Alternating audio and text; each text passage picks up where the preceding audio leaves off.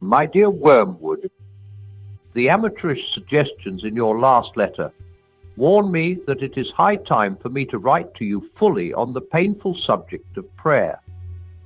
You might have spared the comment that my advice about his prayers for his mother proved singularly unfortunate. That is not the sort of thing that a nephew should write to his uncle, nor a junior tempter to the undersecretary of a department. It also reveals an unpleasant desire to shift responsibility. You must learn to pay for your own blunders. The best thing, where it is possible, is to keep the patient from the serious intention of praying altogether.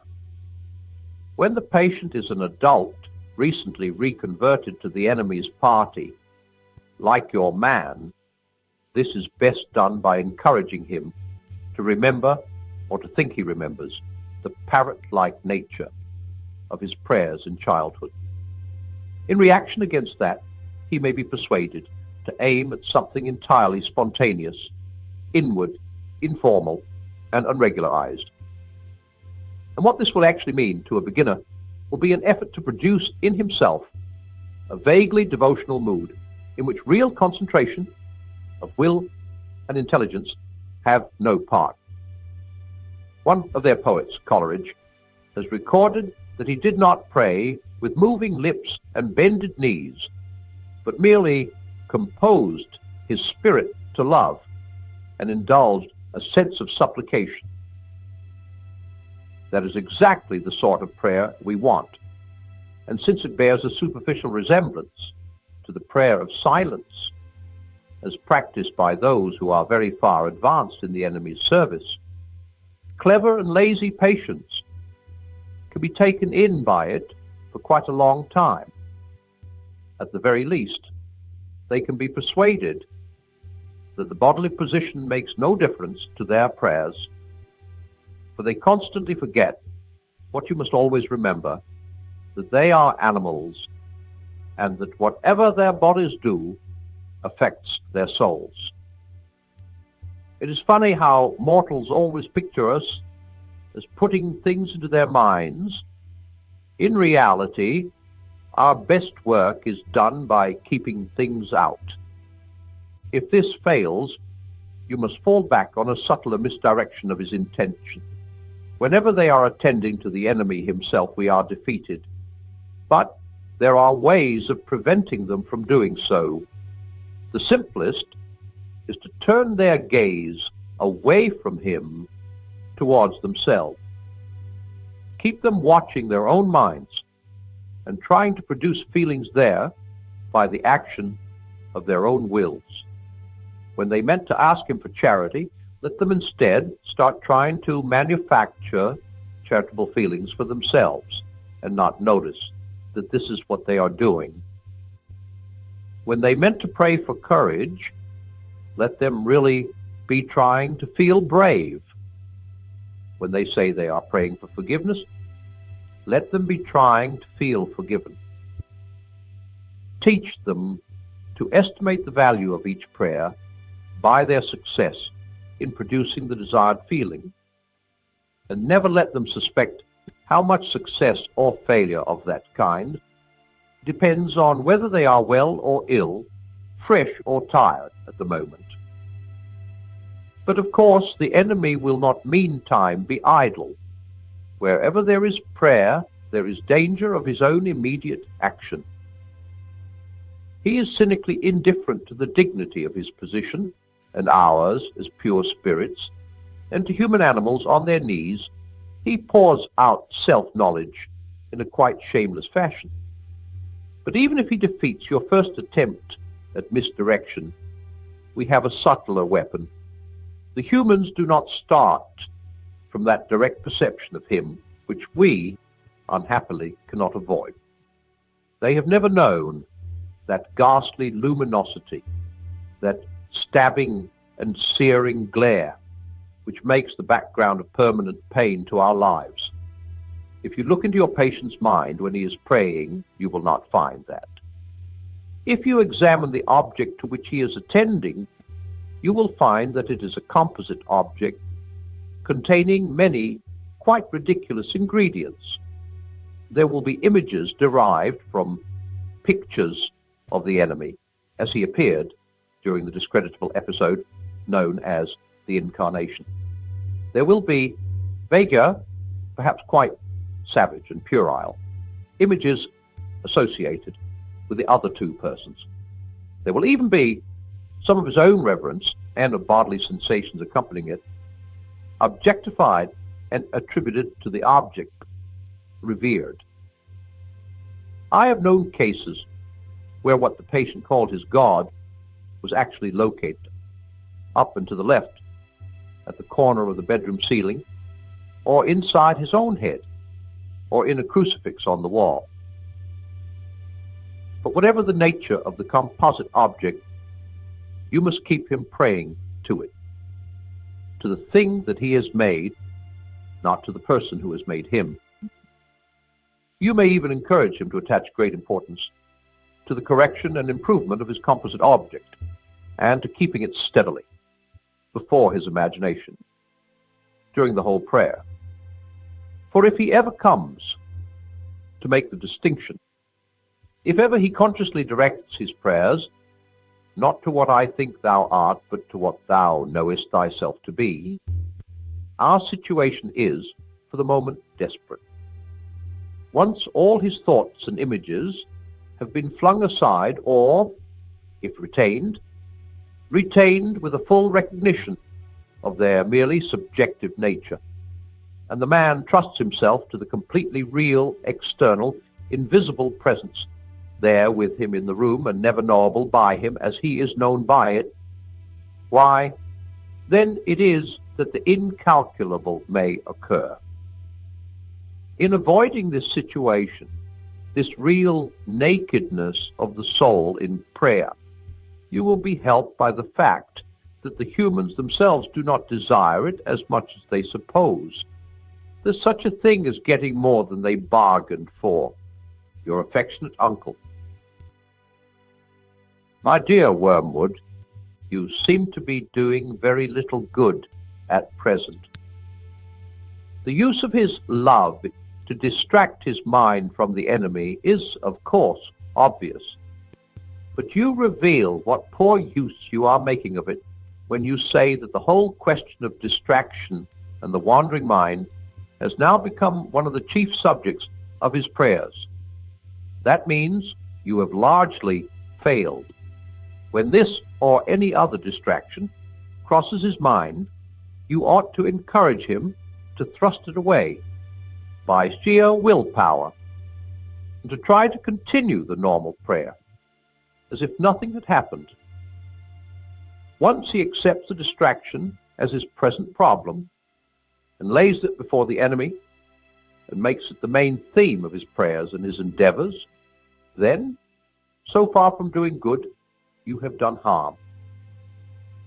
Anything, even a sin, which has the total effect of moving him close up to the enemy, makes against us in the long run. A promising line is the following.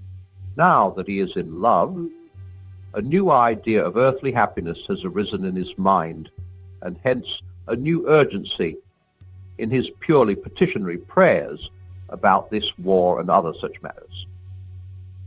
Now is the time for raising intellectual difficulties about prayer of that sort. False spirituality is always to be encouraged.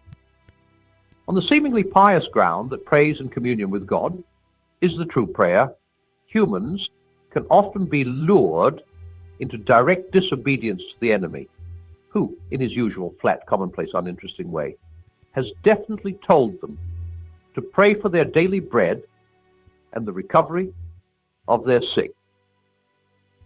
You will, of course, conceal from him the fact that the prayer for daily bread, interpreted in a spiritual sense, is really just as crudely petitionary as it is in any other sense. But since your patient has contracted the terrible habit of obedience, he will probably continue such crude prayers whatever you do. But you can worry him with the haunting suspicion that the practice is absurd and can have no objective result. Don't forget to use the heads I win, tails you lose argument. If the thing he prays for doesn't happen, then that is one more proof that petitionary prayers don't work. If it does happen, he will, of course, be able to see some of the physical causes which led up to it, and therefore it would have happened anyway. And thus, a granted prayer becomes just as good a proof as a denied when the prayers are ineffective. You, being a spirit, will find it difficult to understand how he gets into this confusion, but you must remember that he takes time for an ultimate reality. He supposes that the enemy, like himself, sees some things as present, remembers others as past, and anticipates others as future. Or even if he believes that the enemy does not see things that way, yet, in his heart of hearts, he regards this as a peculiarity of the enemy's mode of perception. He doesn't really think, though he would say he did, that things as the enemy sees them are things as they are. If you tried to explain to him that men's prayers today are one of the innumerable coordinates with which the enemy harmonizes the weather of tomorrow, he would reply that then the enemy always knew men were going to make those prayers, and if so, they did not pray freely, but were predestined to do so.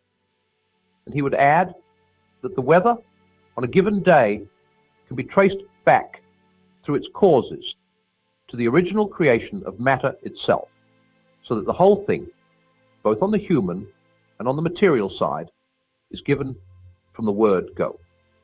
What he ought to say, of course, is obvious to us, that the problem of adapting the particular weather to the particular prayers is merely the appearance, at 2 points in his temporal mode of perception, of the total problem of adapting the whole spiritual universe to the whole corporeal universe.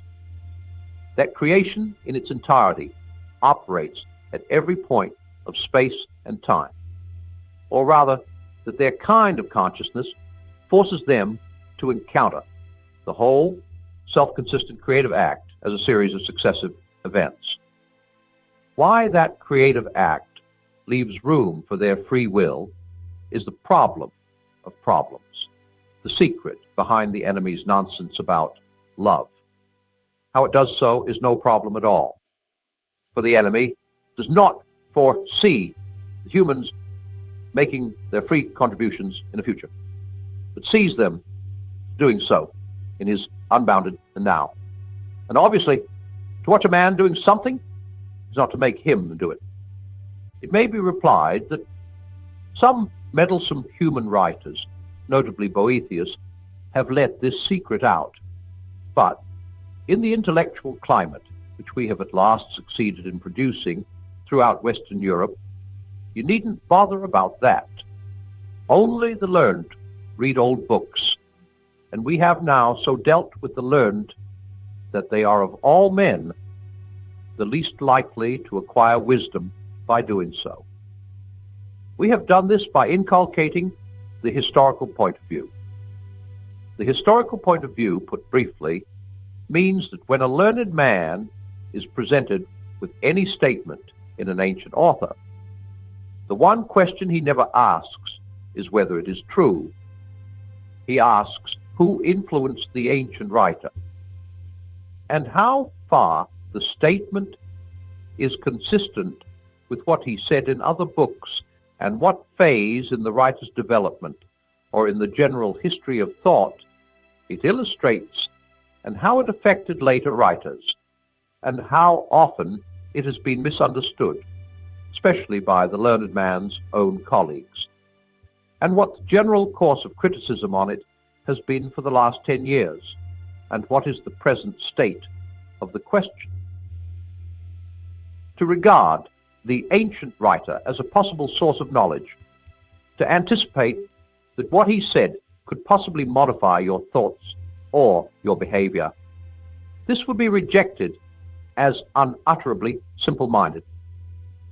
And since we cannot deceive the whole human race all the time, it is most important, thus, to cut every generation off from all others.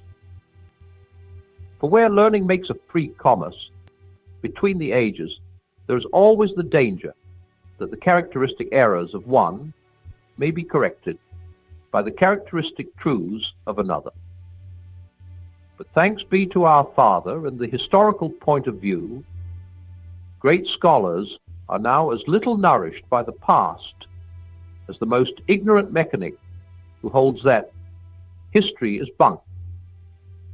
Your affectionate uncle.